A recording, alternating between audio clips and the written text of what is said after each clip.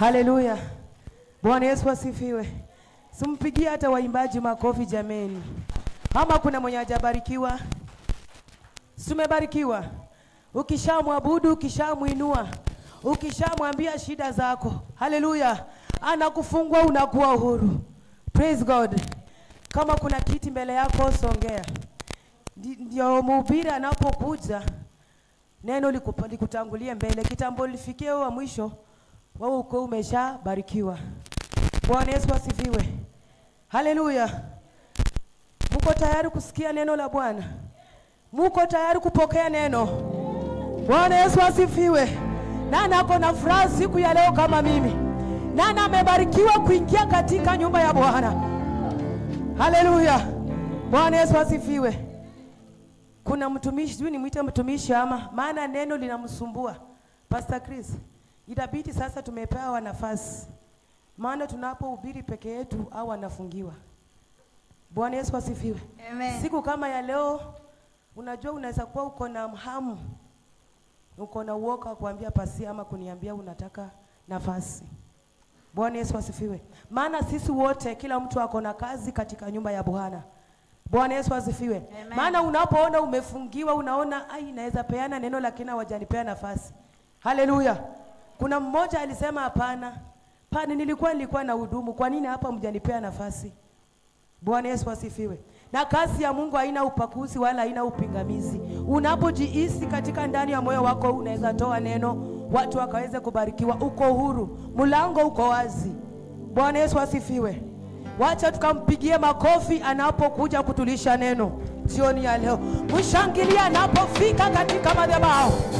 Shangilia Yesu. Karibu sana. Bwana Yesu asifiwe. Asifiwe Mwokozi. Are you ready? Are you ready? Nisikie Bwana Yesu asifiwe. Mko na sauti kweli? Ama mimi ndio naongea pole pole? Jipigie makofi kwa kufika kwa nyumba ya baba yako. Makofi mazuri. Pigia Mwenyezi Mungu makofi mazuri. Nilifunzwa ya Mungu ni ya huku juu, ni ya juu kabisa. Maana yeye ako kule juu. Haleluya. Usipigie Yesu makofi namna hii. Mungu ako huko juu. Kwa hivyo yeye ni wa juu, wa high rank. Haleluya. Kwa hivyo ukimpigia Mwenyezi Mungu makofi, unapiga makofi ya juu. Haleluya. Asanteni sana kufika mahali hapa. Mungu awabariki sana na watendee mema. Wasio nijua ni Matroba ama Mama Emmanuel, yote ni yangu. Nashukuru Mungu. Namshukuru Mungu kwa umbali huu. Nimepewa nafasi. Wengi wanajiuliza nimekuaje? Lakini namshukuru Mungu kwa uweza wake. Nitashare na nyinyi kile ambacho niko nacho. Haleluya. Sitachukua muda. Tutajifunza tu mambo kidogo. Halafu tuachane, kila mmoja aende kwa nyumba. Haleluya. Nitafunza kuhusu maombi, about prayer, about hapa kila mtu anaongea. Haleluya. Kila mtu anaongea. Mkinyamaza na kaa chini. Unataka nikae chini? Kwa hivyo tutajifunza about prayer. What is prayer? Prayer is to communicate with God. Is to communicate with ni kuongea na Mwenyezi Mungu. Unapoongea na Mwenyezi Mungu unamaanisha unaomba ukijua unaomba nini. Haleluya. Kwa hivyo unaongea na Mungu ukimaanisha, usiweke mzaa. Umeamua unataka kuomba, omba. Huyo ni baba yako aliyekuumba akakuweka mbinguni, akakuweka duniani. Kwa hivyo prayer, how to pray, watu wengi huwa wanashindwa. Mbona huyu mama nje huwa anaomba sana? Huwa anaomba nini? Si ndio? Si watu wengi wao wanajiuliza, wanaangalia, huyu anaomba sana, huwa anaomba nini? Prayer iko namna hii. Nilifunzwa pahali kidogo na mimi nikaiba. Nikaweka tu kwa akili. Nilifungwa kitambo sana, kitambo kidogo. Nikaandika pahali, nikasema na mimi nitashare na nyinyi. Haleluya. Prayer, kitu ya kwanza, how to pray. Kitu ya kwanza, unamuita Mungu. huyu Mungu wetu ako na majina mengi sana. Haleluya. Yale majina yote ya Mungu yenye unajua, kuna wengine hata wajui. Ita hayo majina yote ndio ashuke. Haleluya. Kwa kizungu anasema to adore God. To adore God. Yani umuite majina mazuri, sifa zote, maneno yote, majina mazuri mazuri, na huyu Mungu wetu ako na majina mengi sana mazuri. Haleluya. Ako na majina mengi mazuri. Kwa hivyo nimesema kitu ya kwanza ni kumwado, yani unamuita, unamsifu, unamwambia majina mazuri. Ndio maana akishuka apate kweli amesikia sauti pahali kuwa ashuke ndio umuongee. Haleluya. Step number 2 ni confess. Ukishamaliza kumuita Mungu ameshuka, sasa una confess. Haleluya. Kuconfess ni kutubu ama? Yes, unatubu. Unaambia Mungu. Na hakuna kuambia Mungu unajua. Hakuna hiyo. Confess, ambia Mungu ile kitu ambayo umefanya. Mungu, nimetoa mimba, nimeavya mimba. Mwambie ndiye akusamee. Lakini ukificha hivi unaenda kona, Mungu hatakusamea. So una mention hiyo kitu. Mungu, mimi nilikuwa mwizi, nataka kuacha hii wizi. Unamwambia wewe ni mwizi. Haleluya. Hata kama wewe ni msherati, unaangalia kando, you have a wife, lakini bado unaangalia nje, ambia Mungu akuondolee hiyo usharati. Haleluya. Unamwambia, una mention that thing, okay? Ndio Mungu afanye nini? Akusamee. After confession utaingia kwa thanks. Unamshukuru Mungu. Ukishamshukuru Mungu unamwambia yala ametenda na yala ambayo hajatenda. Wewe unamshukuru Mungu kwa maana wewe uko na imani. Uko na imani atatenda, na hata kama atatenda sasa atatenda. Haleluya. Hakuna ombi libaya kwa Mungu. Kwa hivyo unamshukuru kwa yote, unamwambia vile amekufanyia na hata vile atakufanyia. Yani you just thank God. Unamshukuru kwa yote. Tunaambiwa kwa neno lake kazi yake haina makosa. Haleluya. Kazi yake haina makosa. Kwa mazuri, kwa mabaya, mshukuru nani? Mungu. Kwa hivyo ukishamaliza ku thanks, unaenda supplication. Supplication kwa Kiswahili ni dua. Haleluya.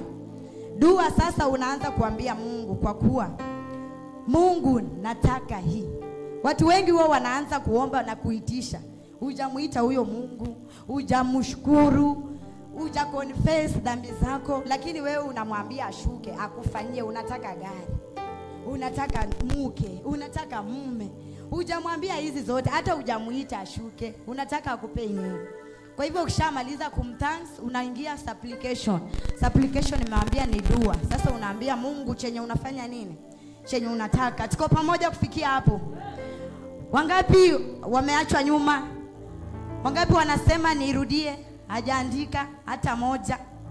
Mama kanisa, nimesema how to pray. Una adore Mungu, unamuita Mungu. Haleluya. Unamuita Mungu majina yote yenye wewe unajua. Mungu ako na majina mengi mazuri. Haleluya. Kwa hivyo ushamuita, unaingia confession. Confess, kutubu. Unatubu dhambi zako, na hiyo dhambi nimewaambia wapendwa, taja hiyo dhambi. Utaje, usiseme Mungu anajua, atijua ako mbinguni. Hapana, taja hilo dhambi. Nikakuja nikasema mshukuru Mungu. Unashukuru Mungu kwa yote ambayo amefanya, yenye hajafanya, yenye unatarajia. Tunaambiwa tukue na imani. Kwa hivyo unamshukuru Mungu kwa yote. Nikakuja nikasema supplication. Supplication nimesema ni dua. Dua sasa unaanza kumwambia Mungu tamani la moyo wako. Unatamani akufanyie nini? Unatamani nini? Unatamani nini? Haleluya. Usianze na kuomba na hujaita huyo Mungu, huja confess, hujamshukuru. Haleluya. Tuko pamoja? Mnanipata? Kuna vitu tushamaliza hiyo vile inafaa uombe, how to pray tumemaliza. Tuko kwa things that can make your prayer not be answered. Kuna vitu zinaweza kufanya wewe usijibiwe maombi yako. Unaomba 2024, unaomba 2025, unaomba, lakini haujibiwi. Kuna vitu sitavisema vingi, nitasema tu kidogo na utatafuta zingine, maana hao watu wote ni watumishi. Haleluya. Tuko na hii kitu inaitwa sin. Sin ni dhambi, kila mmoja anajua sin. Hakuna sin ndogo, hakuna dhambi ndogo mbele ya Bwana. Ukiniibia 5 bob, mwingine aniibie 1000, nyinyi wote ni wezi. Haleluya. Nyinyi wote ni wezi. Kwa hivyo kuna hii kitu inaitwa sin, hiyo dhambi ambayo tumesema inaweza kufanya uombe, urudie ombi, uombewe na watumishi, uombewe na nane, lakini hilo jibu halikuji, maana wewe ni mtenda dhambi na unafanya dhambi ukirudia. Kwa hivyo ukifanya dhambi unaweza omba miaka mingi na Mungu asikujibu. Haleluya. Tuko na forgiveness, kusamehea. Usamehi mtu alikukosea 2018 mpaka saa hii umembeba kwa roho. Mungu atakujibu kweli? Achilia msamaha, achia Mungu. Mungu anasema kuwa anaweza yote. Mungu anaweza yote. Wewe msamehe na umuombe. Haleluya. Kwa hivyo msamehe na umuombe na Mungu atajibu maombi yako kupitia kwa hayo. Ingine ni lack of faith. Lack of faith ni kukosa imani. Haleluya. Kukosa imani. Unaombea kitu, yes. Unaambia Mungu nataka mtoto. Unaomba lakini huamini. Mimi kweli naweza beba mimba. Yaani uko vuguvugu, hauko straightforward. Kwa hivyo hiyo ni lack of faith. Kuwa na imani. Huwa tunaambiwa hapa kuwa na imani. Imani kwa kila jambo. Hujafanyiwa, utafanyiwa. Mungu atakufanyia, hajakuacha. Shida ni yani unaomba 2024 umeomba yote imeisha, Mungu nibariki na mtoto, hujapata mtoto, unaacha. Unasema hii mwaka yote nimeombea mimba, nimeombea mtoto, lakini Mungu hajanibariki, mimi naachana nayo. Hapana, tunaambiwa omba bila kukoma. Omba, usiseme umeomba miaka mingapi, usiseme eti nimeomba sana. Hapana, wewe omba. Mungu atakutendea. Ingine ni selfishness, ubinafsi, si ndio? Ubinafsi kwa kuomba. Kama hawa vijana wetu wa kucheza vyombo, mara nyingi huwa naona wako sana pale. Na wewe uko hapo umepewa time, unaambiwa omba. Lakini ukumbuki hata hawa vijana. Wangapi wao wanawaombea? Wangapi? Tuseme ukweli. Msidanganye, maana tuko kwa nyumba ya Baba. Wangapi wao wanawaombea hawa vijana? Maana wako kwa vyombo. Nyinyi mkiomba fire, wao wako kwa vyombo. Inafaa tuwaombee. Na hii kuomba tuombeane. Usijiombee wewe peke yako. Unaweza niombea na ile shida yangu na hiyo yako, Mungu atatue zote. Haleluya. Kwa hivyo kumbuka mwenzako kwa maombi, kumbuka mama fulani, kumbuka nani. Wengine hata uwajui majina, taja tu, Mungu anawajua. Haleluya. Tuombeane kabisa. Ombea praise and worship, ombea watumishi. Kwanza hao watumishi nafaa tuwaombee sana. Mara nyingi huwa wanatuombea sisi, wametubeba mgongo. Haleluya. Inafaa tuwaombee, maana wako na kazi ngumu, wako na kazi nyingi.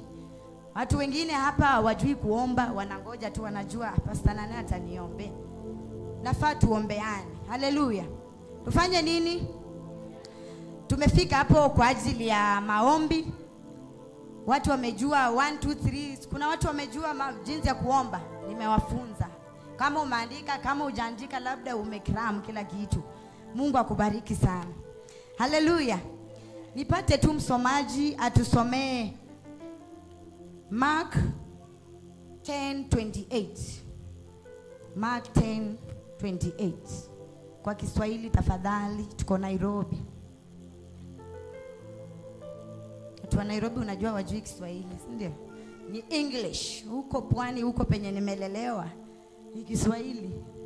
Haleluya. Kwa hivyo nisomee Mark 10:28 kidogo.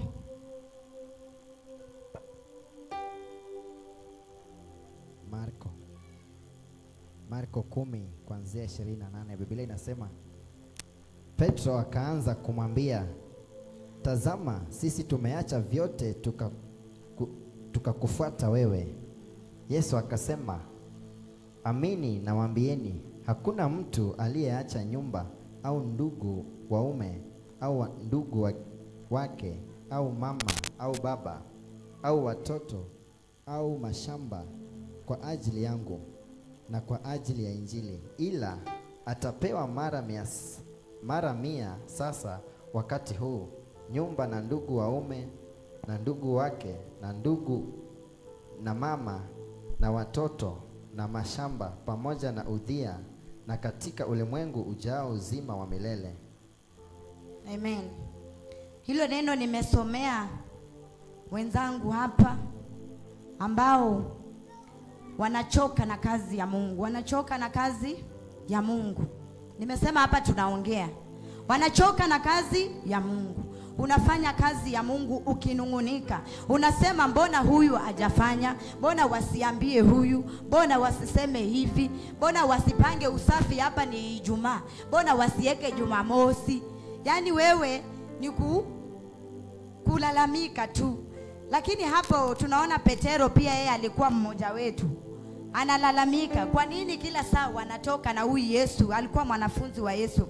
Wanatoka na huyu na Yesu, wanatembea tu. Umekaa chini, labda unataka kukula, utoke, ni safari kwenda kueneza injili ya Yesu Kristo. Sasa huyu Peter akawa amechoka. Kila wakati ni kutoka. Akauliza Yesu, kwa kuwa kila siku tunaacha vitu vyetu nyuma, tutafanya nini? Mungu mwenyewe anasema kwa kuwa kazi ya Mungu iko na malipo. Na usingoje ati malipo basi akulipe ama mama kanisa akulipe juu umekuja usafi Ijumaa akulipe. Hapana, Mwenyezi Mungu ndiye anafanya nini? Ndiye analipa. Na yeye hulipa kwa njia tofauti sana. Unaweza omba hii nipate shilingi 1,000 na unapata hata 5,000. Si ndio? Huyo ni Mungu. Kwa hivyo hao watu ambao wananungunika wakisikia leo ni kanisa, tena leo ni kanisa. Jamani, Jumatatu ni kanisa, Jumatano kanisa. Usinungunike kwa kazi ya Mungu, maana iko na malipo. Haleluya. Inalipa, kazi ya Mungu inalipa. Na usingoje saa hii umefanya usafi hapa unangoja kulipwa saa hizo. Hapana. Mungu ako na mipangilio zake. Anaweza kosa kulipa na akulipe kwa njia nyingine. Haleluya. Kwa hivyo nimewasomea tu hicho, niwatie moyo, fanya kazi ya Mungu na moyo mmoja. Ufanye kazi ya Mungu na moyo mmoja bila kunungunika, bila kusema angefanya hivi, angefanya vile. No, fanya kazi ya Mungu. Fanya kazi ya Mungu kujua unafanyia Mungu kazi. Usifanye kazi unafanyia binadamu. Usikuje, naona mama kanisa leo ametununulia kitabu hapa. Sasa usikuje hapa useme nikuje niandikwe kwa sababu nimekuja kufanya usafi. Hapana, wewe toka kwako ukijua kuwa unaenda kufanya usafi kwa nyumba ya baba yako ambaye alikuumba na amekuwezesha kufika hiyo siku ndio upatikane kwa usafi. Haleluya. Kwa hivyo nimewatia tu moyo hapo. Twende kidogo kwa Proverbs 31:10. Na nitamalizia hapo. Proverbs 31:10. Proverbs 31:10. Inapotafutwa. Kuna story moja nilikuwa niwapigie lakini nikaona mshajipanga. Nilikuwa na rafiki yangu mmoja. Akawa anapenda kukaa huko nyuma sana. Tukikuja ibada yeye anakaa tu huko nyuma, hata akuje wa mbele yeye atakaa tu huko nyuma. Sasa siku moja huyu jamaa ni kijana akawa anafanya kazi analipwa mshahara, lakini hiyo mshahara kwa kuwa yeye ajui mambo ya tithe na hata afuatilii mchungaji yoyote amuulize mambo na tithe. Sasa yeye akilipwa anajipangia pesa zake. Sasa Jumapili moja akachukua hiyo pesa zake.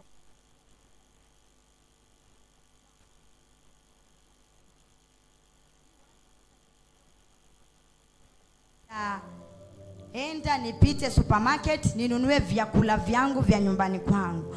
Na hii 50 nitatoa sadaka.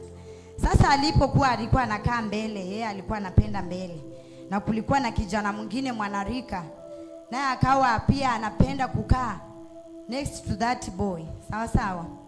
Sasa huyu jamaa saa ya sadaka ikafika, akasimama. Wakasema chukua sadaka yako uinene ulete mahali hapa. Na ule kijana ule anakaa pale nyuma. Yeye hana sadaka, anaambia Mungu, na hata watu wakisimama wakienda kutoa sadaka, na mimi nitatoa nini? Nifanye namna gani? Na ile kanisa yetu haikuwa ati kama huna kuja ushike kikapu. Kama huna sadaka remain seated. Wewe kaa chini. Sasa huyu kijana akawa anajiuliza, nifanye namna gani? Sina sadaka, masaa sadaka imefika. Huyu jamaa sasa si anajua noti ya 1000 na noti ya 50 na ashazipangia, ashapiga plan. Anasema 50 atatoa, 1000 atapitia supermarket, akitoka kanisani afanye nini? Anunue vitu vya kwake. Sasa alipotoa ile 50 akaanza kunenea kweli, ananenea ameshika 50 kweli. Lakini ile 1000 imeanguka pale chini. Na yule kijana ako kwa nyumba ya baba anajiuliza atatoa wapi sadaka. Pia alichukua hiyo 1000 akainenea, akakuja kwa madhabahu akaweka. Sasa walipomaliza ibada wakakutana pale nje. Yule kijana akamwambia, Mungu akubariki sana. Yaani ulikuwa na 1000, ulikuwa na 2000, moja ukapeleka na mimi moja ukaangusha, nikachukua, nikapeleka pale, nikawa niko na sadaka. Haleluya. Kwa hivyo usipangie Mungu. Mungu ako na mipango tofauti. Ukikuja hapa hauna sadaka usijali. Kaanga hapo nyuma, hao wanaume wanaekanga tu pesa hivi. Kaanga hapo nyuma na ukue rada, usifunge macho. Haleluya. Methali Proverbs 31:10 inasemaje? Inasema namna gani? Methali 31:10 inasema, mke mwema ni nani awezaye kumwona? Haleluya. Maana kima chake chapita kima cha marijani. Imefika hapo. Tunaambiwa mke mwema. Imeanza na swali, brother Elam. Ni swali, si ndio? Mke mwema. Rudia hiyo swali. Nasema mke mwema ni nani awezaye kumwona? Maana kima chake chapita kima cha marijani. Haleluya. Mke mwema. Tunaambiwa mwanaume akipata mke mwema amepata kitu kizuri. Haleluya. Tunaambiwa kwa neno amepata kitu kizuri. Kitu, wanafunzi wenzangu, ndoa si mchezo. Haleluya. Ndoa si mchezo. Uamue kama unataka ndoa ama utaki. Na kama haujafika mama, tulia, ngoja masaa yako ifike ndio fanye nini? Ndoa hakuna mchezo. Ukishaingia kwa ndoa, haleluya, wamama oe. Oe. Ukishaingia kwa ndoa, umeamua, umechagua njia mwafaka. Umekaa chini wewe na akili yako timamu, ukajipima, ukaona mimi nitaingia kwa ndoa. Haleluya. Ndoa, mwanamke mzuri. Mwanamke mzuri ni nini? Mwanamke mzuri anaamuka mapema. Anaamuka aje? Unaamuka mapema. Hata wanarika msikize, maana hiyo ndio njia. Hiyo ndio njia. Msiseme na huyu ameleta topiki gani. Sasa mwanamke huyu mume wake amepata kitu kizuri, lakini huyu mama analala mpaka mume wake anaamuka, yeye analala. Mwanamke uamke mapema. Amuka mapema, ombea nyumba yako. Bwana akiomba ni sawa, asipoomba ni sawa, lakini sisi wa mama ndio inafaa tuamke tuombee nyumba. Haleluya. Kwa hivyo usilale mpaka huyu mume achoke, masaa yake ifike ya kuenda kazini, we bado unalala, unasongesha blanketi na mguu. Msifanye namna hiyo. Haleluya. Amuka mapema. Umebarikiwa na watoto ama hujabarikiwa na watoto, wewe amuka mapema. Haleluya. Amuka mapema, panga nyumba yako, osha vyombo, oga, piga chai, tayarisha mume wako. Huyo ni first born wako. Haleluya. That is your first born. Wewe si ulikuja, si uliacha kwenu. Sasa huyo ni first born wako, yeye anakuita mama. Sasa anakungoja. Ukilala wewe uamuke masaa ambayo haistahili. Huyu jamaa ataamuka na achukue socks ya red na black, juu amechelewa, chai hakuna, nini hakuna, aingiza haraka atoke juu anataka kwenda kazini. Wewe bado umelala.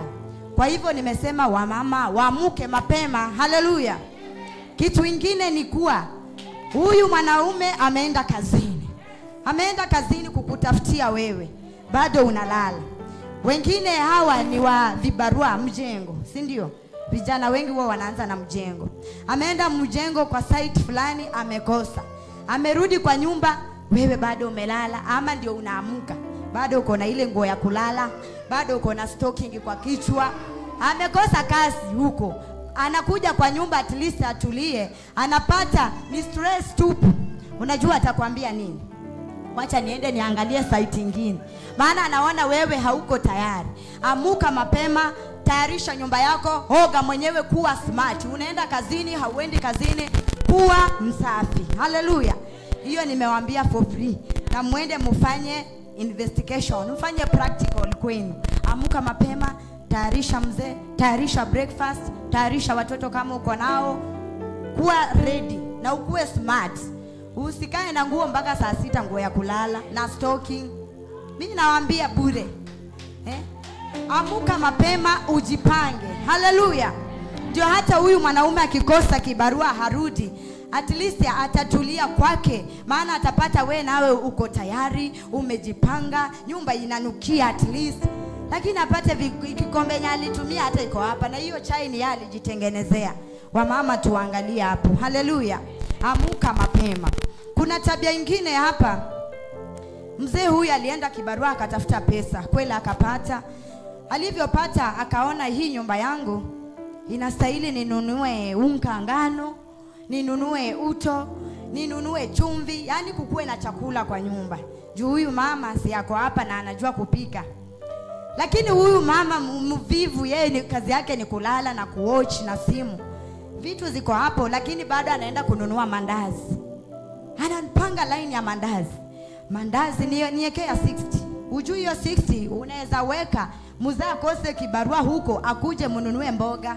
Wewe umeenda kupanga foleni, upewe mandazi ya 60. Mzee naye anarudi. Ushanunua ya 60, umerarua na watoto wako, na yeye amerudi amekosa. Na anasema siendi kwingine, mimi niko tu hapa. Ile pesa nilikuachia vipi? Hati nilinunua mandazi na ile unga na ile salad. Si ungepika vitu. Ikiwa na mume amekununulia hizo vitu, jifundishe kupika chapati, mandazi, kaimati. Usinunue vitu kwa duka na uko na unga. Jifundishe hata kama ujui, si ndio? Jifundishe, hizo ni zako. Atajua huyu mama ako na akili. Na ile 100 ambaye amekuachia inaweza fanya kitu kingine. Anaweza kosa kazi, mtumie hiyo 100.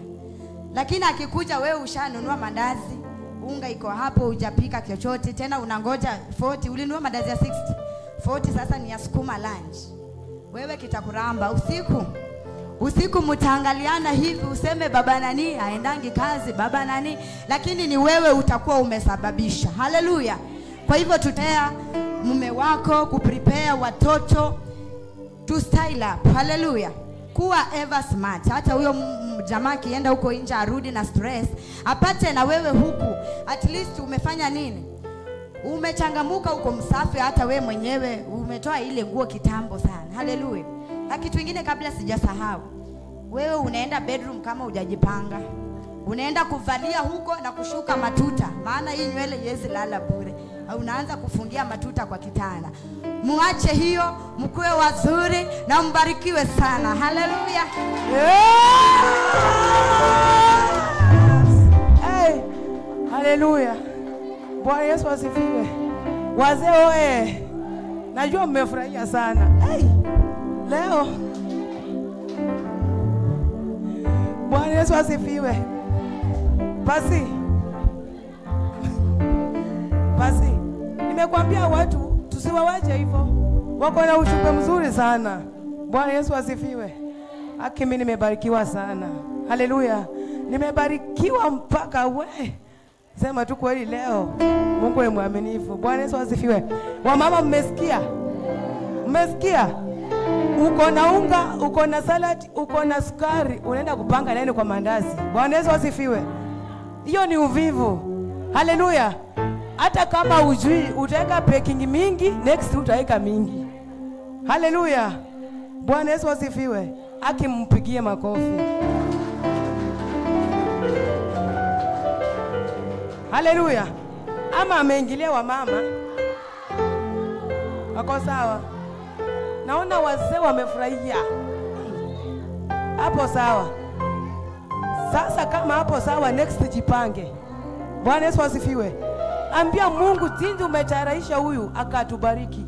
Nami pia. Haleluya. Maana hii ni neema. Amesema ukianza kuomba ita Mungu majina mazuri. Wewe ni Jehova Shama. Wewe ni El Shaddai. Hakuna kama. Bwana Yesu asifiwe. Haleluya. Tayarisha moyo wako unapotubu. Ambia Mungu nilisengenya. Haleluya. Nilisema kitu fulani. Bwana Yesu asifiwe. Mungu na confess unisamehe. Haleluya. Bwana Yesu asifiwe. Tukasimame kwa miguu zetu. Twasema,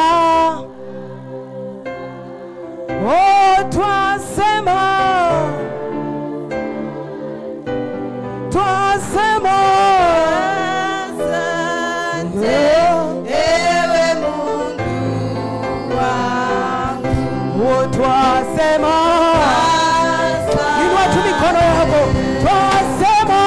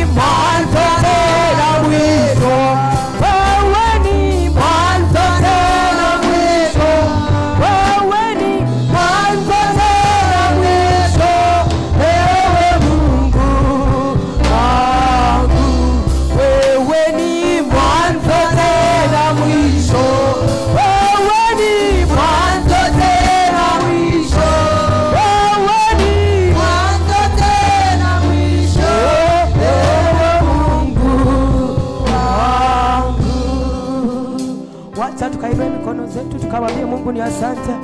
Baba, katika jina la Yesu Kristo, ninakushukuru mtakatifu, ninasema ni asante. Ni asante mfalme, umekuwa mwaminifu tulipoingia mahali hapa Bwana. Nasema ni asante Bwana, umelinda kila mmoja mtakatifu. Ninasema ni asante hata kwa ajili ya ibada jioni leo mtakatifu. Tunasema ni asante, wewe ni Alfa na Omega. Wewe ni mwanzo tena mwisho katika maisha yetu. Wewe ni tegemeo la kila mmoja Baba. Wewe ni tarajio la kila mmoja Masia. Tunasema tu ni asante Baba, hata kwa ajili ya maandiko yako jioni ya mfalme. Ukatupe hekima na maarifa Bwana, ukatupe ujasiri mtakatifu ili tukaweze kutimiza maandiko yako Baba. Ninakushukuru kwa nafsi ya kila mmoja Baba. Ninakushukuru kwa ajili ya watumishi wako mahali hapa. Ninakushukuru kwa ajili ya Apostle Kandoni Baba, popote alipo mfalme amani. ukaweze kumchaza na kumwonekania Jehova. Ninakushukuru kwa ajili ya Pastor Leonora Baba, ukaweze kumtendea maajabu. Tunamnenea ushindi, tunamnenea baraka, tunamnenea amani, tunamnenea kibali Baba, ukazidi kumwongoza kwa maana ni Mungu. Ni asante kwa ajili ya Pastor Chris Mfalme pamoja na familia yake Baba. Ni asante kwa ajili ya viongozi wote. Ni asante kwa ajili ya praise and worship. Ni asante kwa ajili ya mama kanisa Baba. Viongozi wote mikononi mwako Baba. Tunakushukuru kwa wakati Baba. Kanisa mbele zako Baba. Tawala hizi mioyo Bwana. Tawala hizi nafsi Baba. Tunakualika ukaweze kututetea. Tunakualika ukaweze kuendana pamoja nasi. Hata ibada kesho mikononi mwako. Tunapotawanyika Baba, wacha Roho Mtakatifu akaenda na kila mmoja. Wacha uwepo wako ukaenda na kila mmoja. Ukatulinde usiku Baba.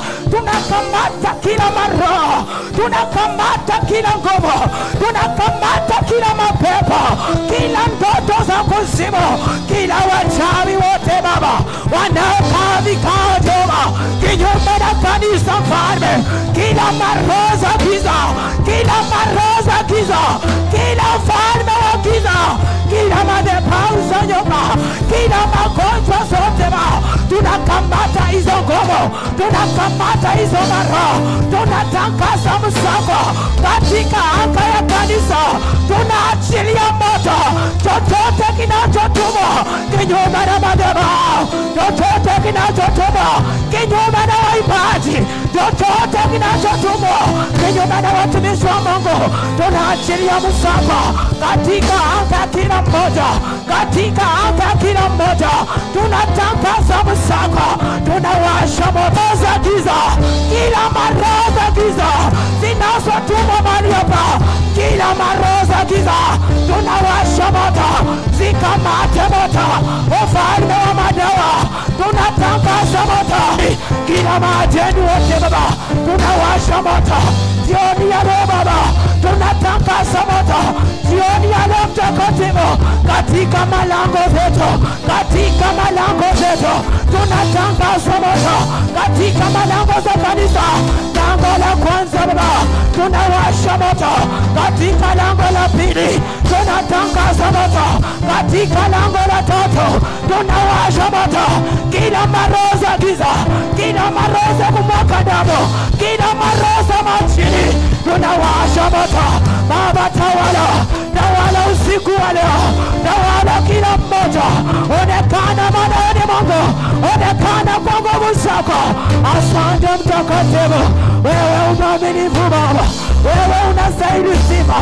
Tawala Yesu, linda kila mmoja Baba, maana sisi tunakutegemea wewe, maana sisi tunakutegemea wewe. Wewe ticha Jehova unayeshuka kwa moto, shuka kwa moto mahali hapa, kila kona zote Baba. Ninatangaza moto katika viti zote Baba, ninawasha moto katika paa mahali hapa, ninawasha moto kila misukumo zote, maroho za majeneza, maroho za ajali, maroho za ajali, maroho za ajali, tunatangaza moto majeneza zao, majeneza zao, tunalitana back to the center. Hizo majeneza tunalitana back to the center, hiyo mauti yao tunalitana back to the center. Baba tawala Yesu, tawala usiku wa leo, tawala Mtakatifu, wewe ni mwema kila wakati. Achilia neema yako Baba ikaweze kwenda pamoja nasi, jina lako likainuliwe Masia, jina lako likatukuzwe Rabi. Asante Mtakatifu, wewe ni mwema Jehova, tunasema ni asante. Pokea sifa Baba, pokea utukufu Mfalme. Ni asante Mfalme wa amani, katika jina la Yesu Kristo nimeomba na hata kuamini. Kila mmoja aseme amen. Yes Lord. And may the grace of our Lord Jesus Christ and the love of God and the fellowship of the Holy Spirit be with us now and forevermore. Amen. Shalom, shalom.